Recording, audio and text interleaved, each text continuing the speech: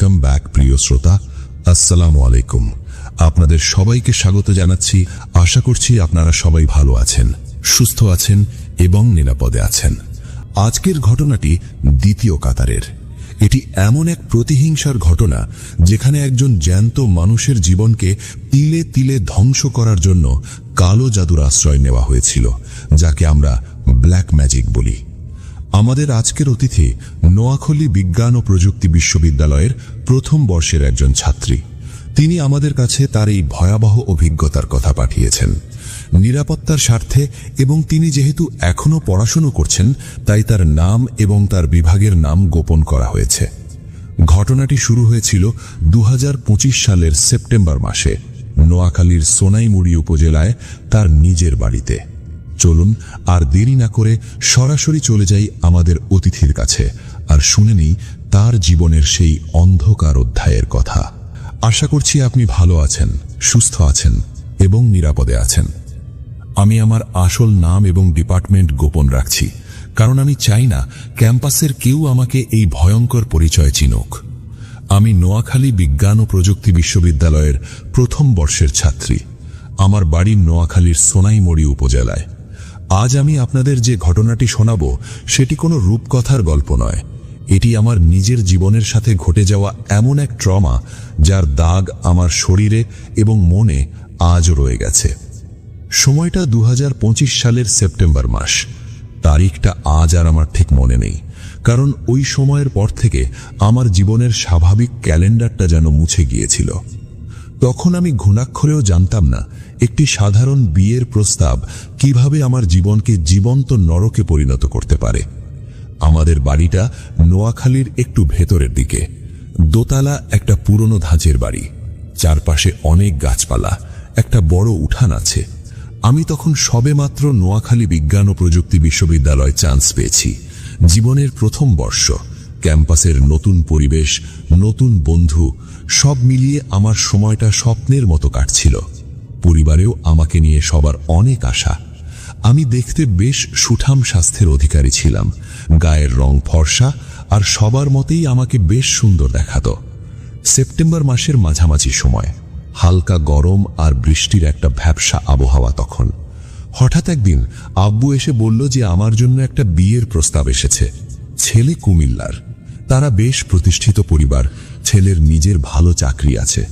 আমি প্রথমে রাজি ছিলাম না, কারণ আমার কেবল পড়ালেখা শুরু হয়েছে। কিন্তু আব্বু আম্মুর জোরাজুরিতে আমি বললাম, ঠিক আছে, তোমরা অন্তত দেখে কথা বলে দেখো। কয়েকদিন পর কুমিল্লা থেকে ছেলের মা এবং তাদের পরিবারের কয়েকজন সদস্য আমাকে দেখতে আমাদের সোনাইমুড়ির বাড়িতে এলেন। আমি তখন ড্রয়িং রুমে চা নাস্তা নিয়ে গেলাম। ছেলের মা আমাকে দেখেই যেন মুগ্ধ হয়ে গেলেন। তিনি সরাসরি আমার আম্মুকে জড়িয়ে ধরে বললেন, আপনার মেয়েকে আমার খুব পছন্দ হয়েছে। এই মেয়েকেই আমি আমার পুত্রবধূ বানাবো। আমরা আর অন্য কোথাও দেখতে চাই না। আমাদের পরিবারের লোকজনও পরে কুমিল্লায় গিয়ে ছেলে এবং ছেলের ফ্যামিলির খোঁজ খবর নিয়ে আসলো। দেখল যে ছেলের ফ্যামিলি আসলেই খুব ভালো, সমাজে তাদের একটা নাম ডাক আছে। ছেলেটিও দেখতে শুনতে বেশ ভদ্র। তাই দুই ফ্যামিলির যখন একে অপরকে পছন্দ হলো, তখন তারা পারিবারিকভাবেই আমাদের এঙ্গেজমেন্টের সিদ্ধান্ত নিল। খুব ছোট পরিসরে আমাদের এঙ্গেজমেন্ট হয়ে গেল। আমি নতুন জীবনের স্বপ্ন বুনতে শুরু করলাম। মনে হচ্ছিল সবকিছু কত সুন্দর, কত গোছানো, কিন্তু এই সুখটা আমার কপালে বেশি দিন সইল না। এঙ্গেজমেন্টের ঠিক 15-20 দিন পরের কথা। আমি তখন আস্তে আস্তে জানতে পারি এক ভয়ঙ্কর সত্য, যে ছেলের সাথে আমার বিয়ে ঠিক হয়েছে তার নাকি আগে থেকেই অন্য একটা সম্পর্ক ছিল। আর সম্পর্কটি কোনো অবিবাহিত মেয়ের সাথে নয়, এক বিবাহিত মহিলার সাথে। ওই মহিলার বাড়ি ছিল ঝালকাঠি। ছেলেটি ওই বিবাহিত মহিলার সাথে এতটাই গভীরভাবে জড়িয়েছিল যে সে চাইলেও ওই সম্পর্ক থেকে বেরোতে পারছিল না। আর ওই মহিলা ছিল সাংঘাতিক জেদি আর ভয়ঙ্কর প্রকৃতির। যখন ওই মহিলা কোনোভাবে জানতে পারে যে ছেলের সাথে আমার এঙ্গেজমেন্ট হয়ে গেছে এবং ছেলেটি তাকে ছেড়ে আমাকে বিয়ে করতে যাচ্ছে, তখন সে হিংসায় উন্মাদ হয়ে ওঠে। সে আমাকে তার রাস্তার কাঁটা মনে করে, আর এই কাঁটা সরানোর জন্য সে এমন এক পথ বেছে নেয় যা কোনো সুস্থ মস্তিষ্কের মানুষ কল্পনাও করতে পারবে না। অক্টোবর মাসের শুরুর দিক থেকে আমার জীবনে পরিবর্তন আসতে শুরু করে। প্রথম আমি বুঝতেই পারিনি যে আমার সাথে আসলে কি হচ্ছে। ঘটনার শুরু হয় বৃহস্পতিবার রাতে। আমি আমার দোতলার রুমে একা ঘুমোচ্ছিলাম। রাত তখন হয়তো 2:30 কি 3টে বাজে। হঠাৎ আমার ঘুম ভেঙে যায়। আমার মনে হলো আমার বুকের ওপর খুব ভারী কিছু একটা বসে আছে। আমি নিঃশ্বাস নিতে পারছিলাম না। মনে হচ্ছিল কেউ আমার গলাটা 2 হাত দিয়ে শক্ত করে চেপে ধরেছে। আমি চিৎকার করার চেষ্টা করলাম, কিন্তু মুখ দিয়ে কোনো আওয়াজ বের হলো না। আমার হাত পা যেন কেউ অবশ করে দিয়েছে। আমি চোখ বড় বড় করে অন্ধকারের দিকে তাকিয়েছিলাম, আর স্পষ্ট দেখলাম আমার খাটের এক কোণায় কালো ধোঁয়ার মতো একটা অবয়ব দাঁড়িয়ে আছে। সেটার কোনো মুখ ছিল না, শুধু 2টা জলজলে লাল চোখ আমার দিকে স্থির হয়ে আছে। আমি আয়াতুল কুরসি পড়ার চেষ্টা করলাম, কিন্তু আমার জিভ আড়ষ্ট হয়ে আসছিল। কয়েক মিনিট পর হঠাৎ করেই সেই ভারটা চলে গেল। আমি হাঁপাতে হাঁপাতে উঠে বসলাম। সারা শরীর ঘামে ভিজে গেছে। আমি ভাবলাম হয়তো এটা স্লিপ প্যারালাইসিস বা বোবায় ধরা। আমি সেদিন রাতে আর ঘুমাতে পারিনি, কিন্তু আমি জানতাম না এটা শুধু একটা শুরু ছিল। এরপর থেকে প্রতিদিন রাতে আমার সাথে এমন হতে লাগলো। আমি রাতে ঘুমাতে গেলেই শুনতাম কে যেন আমার কানের কাছে ফিসফিস করে কথা বলছে, অচেনা অদ্ভুত একটা ভাষায়। কখনো মনে হতো আমার খাটের নিচ থেকে কেউ নখ দিয়ে ফ্লোর আঁচড়াচ্ছে। আমি ভয়ে আমার আম্মুর সাথে ঘুমানো শুরু করলাম, কিন্তু তাতেও কোনো কাজ হলো না। সবচেয়ে ভয়াবহ পরিবর্তনটা আসতে শুরু করলো আমার শরীরে। আমি যে মেয়েটা ছিলাম স্বাস্থ্যবান আর সুন্দর, সেই আমি কোনো কারণ ছাড়াই শুকাতে শুরু করলাম। আমার খাওয়া দাওয়া একদম বন্ধ হয়ে গেল। খাবার দেখলেই আমার বমি আসতো, আর যদি জোর করে 1 লোকমা ভাত মুখে দিতাম, মনে হতো ভাতের ভেতরে কাঁচা রক্ত বা পচা মাংসের গন্ধ। আমার গায়ের রং, যা একসময় ফর্সা ছিল, তা আস্তে আস্তে কুচকুচে কালো হয়ে শুকাতে শুরু করলো। চোখের নিচে কালি পড়ে গর্ত হয়ে গেল। চুলগুলো জট পেকে এমনভাবে ঝরতে শুরু করলো যে চিরুনি দিলেই মুঠো মুঠো চুল উঠে আসতো। মাত্র 1 মাসের মধ্যে আমি শুকিয়ে একদম কাঠ হয়ে গেলাম। আমাকে দেখলে মনে হতো আমি কোনো জ্যান্ত কঙ্কাল, যার শুধু চামড়াটা হাড়ের সাথে লেগে আছে। আমি নিজে আয়নার সামনে দাঁড়িয়ে নিজেকে চিনতে পারতাম না। আমার মনে হতো আয়নার ভেতর থেকে অন্য কেউ আমার দিকে তাকিয়ে হাসছে। আমি নিজে আয়নার সামনে দাঁড়িয়ে নিজেকে চিনতে পারতাম না। আমার মনে হতো আয়নার ভেতর থেকে অন্য কেউ আমার দিকে তাকিয়ে হাসছে। আমার চোখের সেই গর্তগুলোতে যেন এক অশুভ অন্ধকার বাসা বেঁধেছিল। আমার পরিবার দিশাহারা হয়ে গেল। আব্বু আম্মু আমাকে ডাক্তারের পর ডাক্তার দেখাতে লাগলেন। বড় বড় মেডিসিন বিশেষজ্ঞ, সাইকিয়াট্রিস্ট, কাউকেই বাদ দেওয়া হয়নি। ডাক্তাররা হাজারো টেস্ট করালেন, কিন্তু সব রিপোর্ট নরমাল। আমার শরীরে কোনো রোগ নেই, অথচ আমি দিনে দিনে মৃত্যুর দিকে ঢলে পড়ছি। আমার অবস্থা যখন একদম চরম পর্যায়ে, তখন ঘটনাগুলো আর শুধু রাতের বেলায় সীমাবদ্ধ থাকলো না। দিনের আলোতেও আমি অশুভ কিছুর উপস্থিতি টের পেতাম। একদিন দুপুরের কথা, আমি ড্রয়িং রুমে সোফায় শুয়েছিলাম, আম্মু রান্নাঘরে। হঠাৎ আমার মনে হলো সারা ঘরের তাপমাত্রা এক ধাক্কায় অনেক নিচে নেমে গেছে। প্রচণ্ড শীতে আমার শরীর কাঁপতে শুরু করলো। আমি দেখলাম ড্রয়িং রুমের কোণায় রাখা একটা বড় ফুলদানি কোনো বাতাস ছাড়াই একা একা দুলছে। আর ঠিক তখনই আমার মনে হলো আমার চারপাশে 1জন 2জন নয়, অনেকগুলো মানুষ দাঁড়িয়ে আছে। আমি তাদের দেখতে পাচ্ছিলাম না, কিন্তু তাদের নিঃশ্বাস ফেলার শব্দ, তাদের ফিসফিসানি আমার কান ভারী করে দিচ্ছিল। নভেম্বর মাসের মাঝামাঝি সময়, সেদিন ছিল অমাবস্যার রাত, আমার জীবনের সবচেয়ে ভয়ঙ্কর রাত। রাত তখন হয়তো 12টা কি 1টা। হঠাৎ আমার দম বন্ধ হয়ে আসতে শুরু করলো। আগে যেমন বুকের ওপর চাপ লাগতো, আজকের আক্রমণটা ছিল একদম আলাদা। মনে হলো কেউ যেন লোহার সাঁড়াশি দিয়ে আমার শ্বাসনালীটা চেপে ধরেছে। আমি খাবি খেতে লাগলাম, আমার চোখ উল্টে যেতে লাগলো, আমার হাত পা ধনুকের মতো বেঁকে গেল। আমার গোনানির শব্দ শুনে আব্বু আম্মু ছুটে এলেন। আম্মু আমাকে জড়িয়ে ধরে হাউমাউ করে কাঁদতে লাগলেন। আব্বু দেখলেন আমার অবস্থা খুবই খারাপ, আমি যে কোনো মুহূর্তে মারা যাব। কোনো উপায় না দেখে আব্বু সেই মাঝরাতেই দৌড়ে গেলেন আমাদের বাড়ির কাছের সমাজের মসজিদের মুয়াজ্জিম সাহেবের কাছে। মুয়াজ্জিম সাহেব খুব পরহেজগার মানুষ। আব্বুর কান্নাকাটি শুনে তিনি তক্ষুনি আমাদের বাড়িতে ছুটে এলেন। মুয়াজ্জিম সাহেব আমার ঘরের দরজায় পা রাখতেই থমকে দাঁড়ালেন। তার চেহারাটা ফ্যাকাশে হয়ে গেল। তিনি কাঁপা কাঁপা গলায় আব্বুকে বললেন, এই ঘরে আমি ঢুকতে পারবো না। এই ঘরে প্রচণ্ড ভারী এবং অপবিত্র কিছুর উপস্থিতি আছে। আব্বু তার পা জড়িয়ে ধরে বললেন, হুজুর, আমার মেয়েটা মরে যাচ্ছে, ওকে বাঁচান। মুয়াজ্জিম সাহেব অনেক সাহস করে দরজার চৌকাঠ পার হলেন। তিনি উচ্চস্বরে কোরআন তেলাওয়াত শুরু করলেন।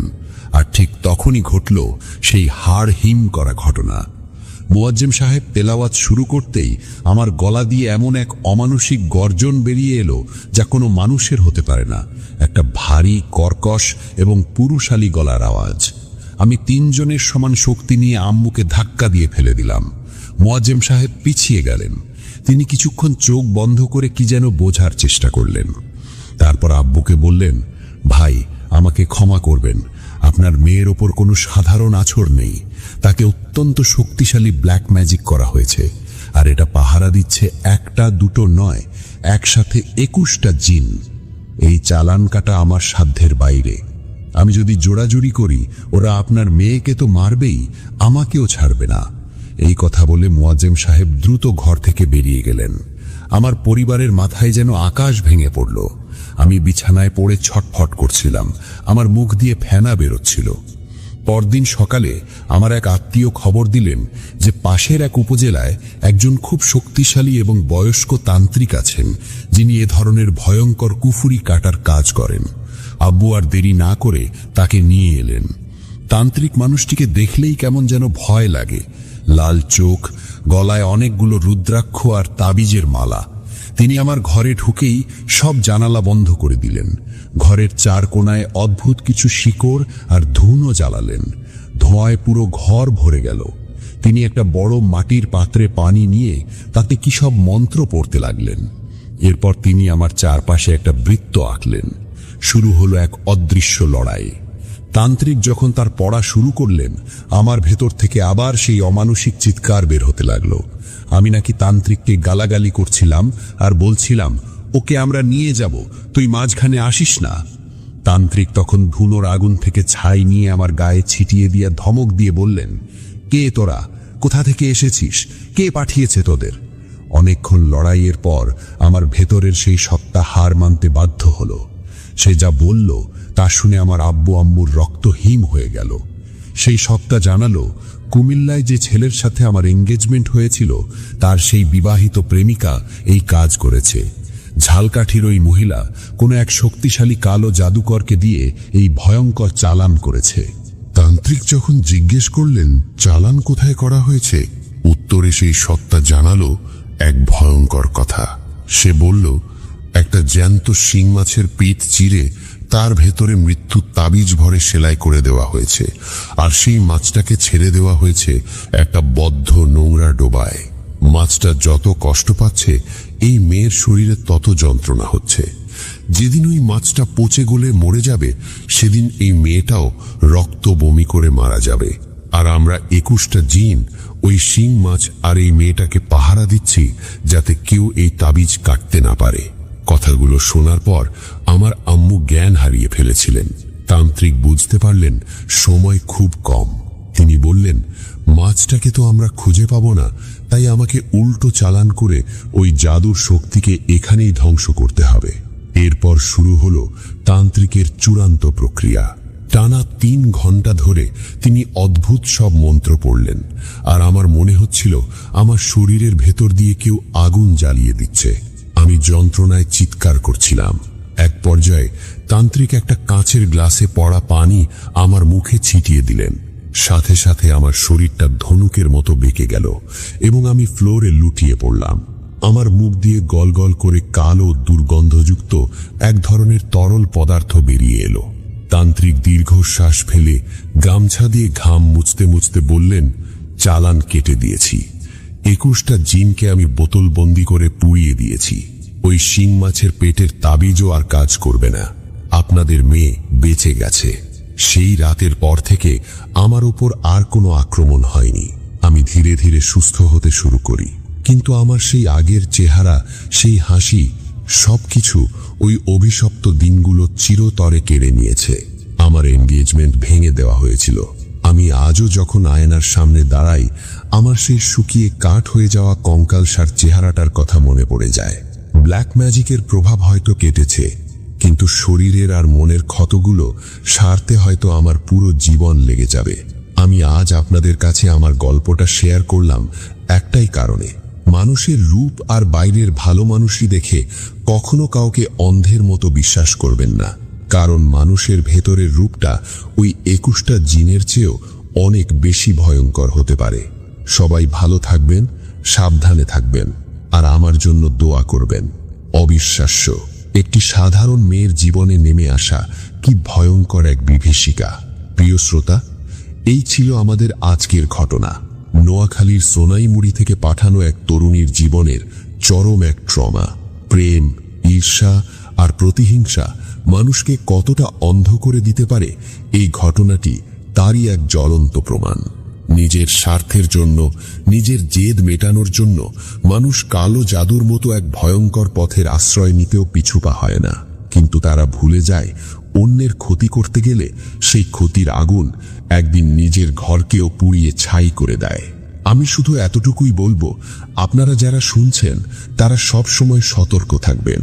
অন্ধ বিশ্বাস আর অতিরিক্ত আবেগ থেকে নিজেকে দূরে রাখবেন, আর ধর্মীয় অনুশাসন মেনে চলার চেষ্টা করবেন, কারণ একমাত্র সৃষ্টিকর্তার উপর বিশ্বাসী আমাদের এই অদৃশ্য অন্ধকার থেকে রক্ষা করতে পারে।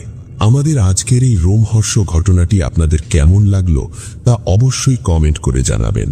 আমাদের আজকের এই ঘটনাটি যদি আপনাদের একটুও ভালো লেগে থাকে এবং এই ভয়ঙ্কর সত্য সম্পর্কে অন্যদের শোনাতে এখনই একটি লাইক দিয়ে ভিডিওটি আপনার বন্ধুদের সাথে শেয়ার করুন। আর হ্যাঁ, আমাদের সাথে যুক্ত হতে চ্যানেলটি সাবস্ক্রাইব করে বেল আইকনটি বাজিয়ে দিন। সাথে আমাদের ফেসবুক পেজে ফলো দিয়ে রাখুন, যাতে পরবর্তী কোনো ভয়ঙ্কর সত্য ঘটনা আপনার মিস না হয়। আপনার বা আপনার পরিচিত কারো জীবনে যদি এমন কোনো রহস্যময় ভৌতিক অভিজ্ঞতা থাকে, তবে তা বিস্তারিত লিখে বা ভয়েস রেকর্ড করে আমাদের কাছে পাঠাতে পারেন। আপনাদের জীবনের ঘটনা পাঠানোর ঠিকানা bhutfm98bd@gmail.com। এতক্ষণ আপনারা শুনছিলেন ভূত FM 9.8, ভয়, রহস্য আর অজানার ঠিকানা। খুব শীঘ্রই আবার দেখা হবে নতুন কোনো রহস্যময় ঘটনা নিয়ে। ততক্ষণ পর্যন্ত সবাই ভালো থাকবেন, সুস্থ থাকবেন, নিরাপদে থাকবেন এবং অবশ্যই ভূত FM 9.8 এর সাথেই থাকবেন। আর রাতের এই ঘুটঘুটে অন্ধকারে নিজের চারপাশটা খেয়াল রাখবেন।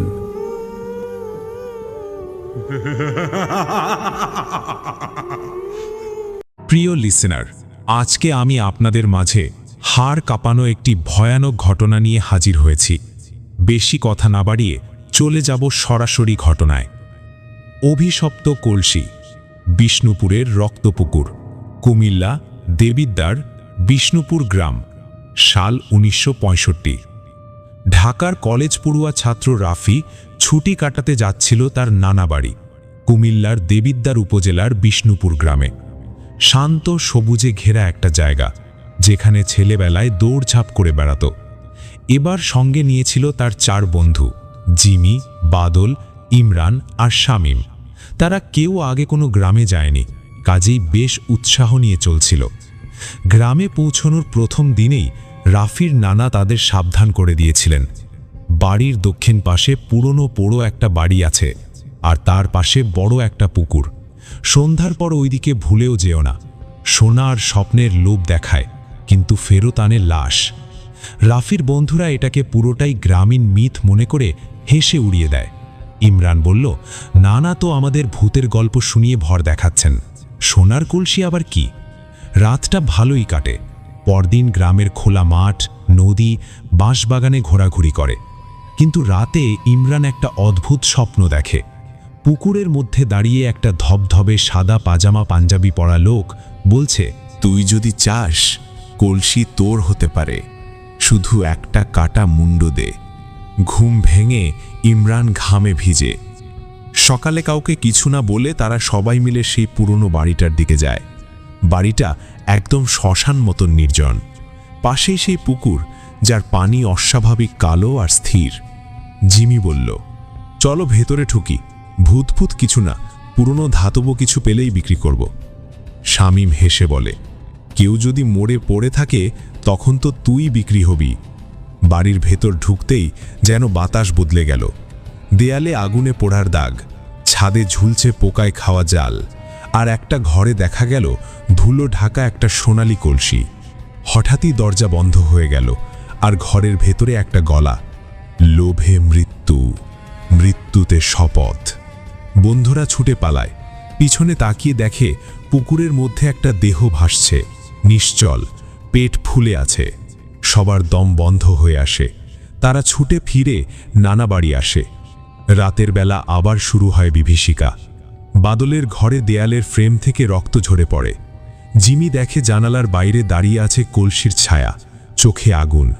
রাফি দেখে তার স্বপ্নে সেই একই লোক আবার বলছে, তুই কলসি চাইছিলি, আজ তোর পালা। পরদিন সকালে পুকুরে পাওয়া যায় বাদলের লাশ।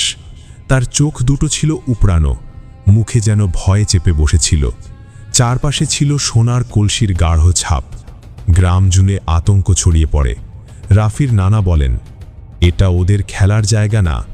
জমিদার মহেশ নারায়ণ এককালীন রাজকোষের স্বর্ণ কলসি লুকিয়েছিল, আর তার রক্ষাকর্তা ছিল এক আফ্রিকান জিন।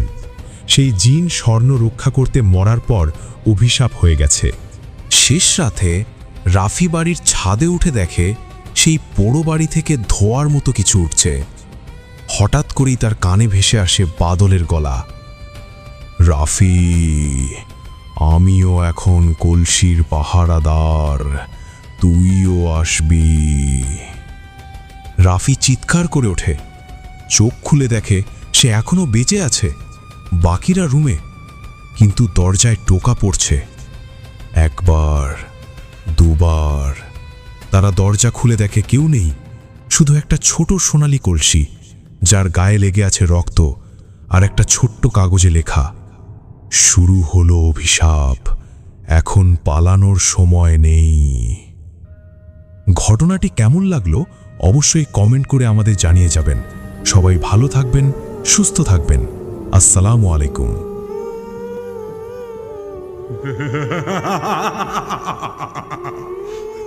প্রিয় বন্ধুরা, আজকে আমি আপনাদের মাঝে ভয়ঙ্কর কিছু ঘটনা নিয়ে হাজির হয়েছি।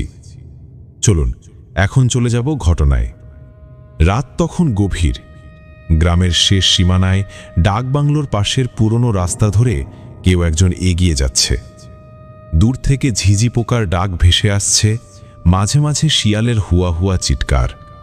বাতাসে ভাসছে একটা মিষ্টি কিন্তু ভারী সুগন্ধ। রাস্তার ধারে দাঁড়িয়ে আছে একটা বিশাল গাছ। তার অসংখ্য শাখা প্রশাখা যেন রাতের অন্ধকারে ছায়ার মতো ছড়িয়ে পড়েছে চারদিকে। তার ফুলের গন্ধ নেশার মতো, কামিনীর মতো আকর্ষণীয়। এই জন্যই গাছের নাম কামিনী। কিন্তু এই গাছকে ঘিরে অজস্র ভয়ানক গল্প প্রচলিত আছে। শোনা যায় এই গাছের ফল যে একবার ছোঁয়ে তার জীবনে নামে বিভীষিকা। শুধু সেই নয়, তার সঙ্গে জড়িত প্রতিটি মানুষ ধ্বংস হয়ে যায়। শহর থেকে সদ্য আসা তরুণ প্রকৃতি গবেষক অর্ঘ্য এসব গল্পে বিশ্বাস করত না। সেই গ্রামে একটা পুরনো ভাড়া বাড়িতে থাকতে এসেছে, কারণ প্রকৃতি নিয়ে গবেষণা করাই তার কাজ। প্রথম দিনেই বাড়ির মালিক বৃদ্ধ রামকৃষ্ণ তাকে সাবধান করে দিয়েছিলেন, বাবু, কামিনীর গাছে যেও না, গন্ধ নিতে পারো, কিন্তু ফল ছুবে না। অর্ঘ্য হাসল। আধুনিক যুগে এসেও এত কুসংস্কার? রামকৃষ্ণ কিছু বললেন না, কিন্তু তার চোখের গভীরে ছিল এক অস্পষ্ট আতঙ্ক। এক রাতে বাড়ি ফিরছিল অর্ঘ্য। আকাশে পূর্ণিমার আলো, রাস্তা জনশূন্য। সে যখন কামিনী গাছের কাছে এসে দাঁড়ালো, তখন তার হঠাৎ চোখ আটকে গেল। গাছের এক ডালে ঝুলে আছে একটা কালচে লাল ফল, চাঁদের আলোয় ঝলমল করছে। অদ্ভুত এক মোহ ছড়াচ্ছে তার চারপাশে। অর্ঘ্য জানত এটা সাধারণ ফল নয়, কিন্তু সে এসব কুসংস্কার মানত না। এক অদ্ভুত নেশায় হাত বাড়ালো সে। ফলটা ছুঁতেই শিরদাঁড়া বেয়ে এক শীতল স্রোত বয়ে গেল, যেন কিছু একটা তার শরীরের ভেতরে ঢুকে গেল। মুহূর্তের মধ্যে চারপাশের বাতাস থমকে গেল। কোথাও কোনো শব্দ নেই, এমনকি পোকামাকড়ের ডাকও বন্ধ হয়ে গেছে। অর্ঘ্য দ্রুত ফলটা ব্যাগে ভরে বাড়ি ফিরল। সেদিন রাতেই দুঃস্বপ্ন শুরু হলো। সে স্বপ্নে দেখল তার ঘরের কোণে কেউ দাঁড়িয়ে আছে, ছায়ার মতো, কিন্তু তীব্র এক উপস্থিতি। অন্ধকারের মাঝেই ফিসফিস করে বলছে, ফেরত দাও, ফেরত দাও। ঘুম ভেঙে গেল অর্ঘ্যের। সারা শরীর ঘামে ভিজে গেছে। সে বুঝতে পারল কিছু একটা সত্যি অস্বাভাবিক হচ্ছে। পরদিন থেকে বাড়ির পরিবেশ বদলাতে লাগল। রান্নাঘরের বাসনপত্র নিজে নিজেই পড়ে যাচ্ছিল। বন্ধ দরজা রাতের বেলা নিজে থেকেই খুলে যাচ্ছিল। দেয়ালে যেন আঁচড়ের দাগ পড়ছিল প্রতিদিন। বাড়ির অন্যরাও অদ্ভুতভাবে বদলে যেতে লাগল। অর্ঘ্যের স্থির রাত্রি ক্রমশ অসুস্থ হয়ে পড়ছিল। মাঝরাতে সে জেগে উঠে ফ্যাল ফ্যাল করে তাকিয়ে থাকত জানালার বাইরে, যেখানে কামিনী গাছের ছায়া পড়ত। এক রাতে রাত্রি হঠাৎ বিড়বিড় করে বলতে লাগল, ওরা এসেছে, ওরা আমাদের নিয়ে যাবে। সেদিন রাতে হঠাৎ করেই রান্নাঘর থেকে বিকট শব্দ হলো। সবাই দৌড়ে গিয়ে দেখল মেঝেতে ভাঙা কাঁচ ছড়িয়ে আছে, আর তার উপরে বসে কাঁপছে রাত্রি। তার হাত কেটে গেছে, রক্ত ঝরছে, কিন্তু তার মুখে অদ্ভুত হাসি। ওরা এসেছে, আমায় নিতে এসেছে। বৃদ্ধ রামকৃষ্ণ এই ঘটনা শুনে আতঙ্কে চিৎকার করে উঠলেন, তুই ফলটা ছুঁয়েছিস তাই না? অর্ঘ্য অবাক হয়ে জিজ্ঞেস করল, আপনি জানলেন কি করে?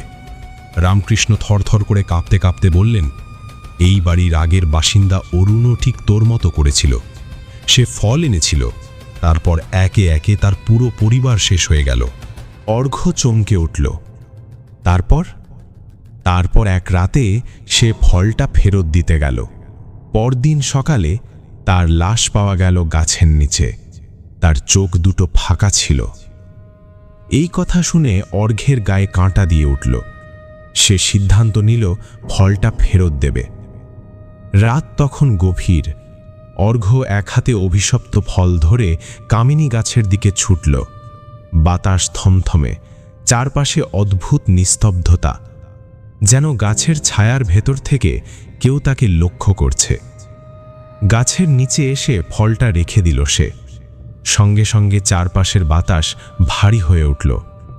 কেমন যেন একটা পচা গন্ধ নাকে এলো, যেন পোড়া মাংসের গন্ধ। কিন্তু ঠিক তখনই অর্ঘ্য অনুভব করল কিছু একটা তার পেছনে দাঁড়িয়ে আছে। তার পায়ের পাতা জমে গেল ঠান্ডায়, নিঃশ্বাস বন্ধ হয়ে আসছে। কান ফাটানো এক বিকট গলায় কেউ বলে উঠল, এত সহজে মুক্তি নেই। পরদিন সকালে গ্রামের লোকেরা কামিনী গাছের নিচে অর্ঘ্যের নিথর দেহ পড়ে থাকতে দেখল। তার মুখ ফ্যাকাশে, চোখ দুটো ফাঁকা, ঠিক যেমনটা হয়েছিল আগের শিকারের। বাতাসে কামিনী ফুলের গন্ধ ভেসে বেড়াচ্ছে। গাছটা আবার নতুন ফুলে ভরে উঠেছে, যেন নতুন শিকারের অপেক্ষায়। ঘটনাটি কেমন লাগলো অবশ্যই কমেন্ট করে আমাদের জানিয়ে যাবেন। সবাই ভালো থাকবেন, সুস্থ থাকবেন। আসসালামু আলাইকুম।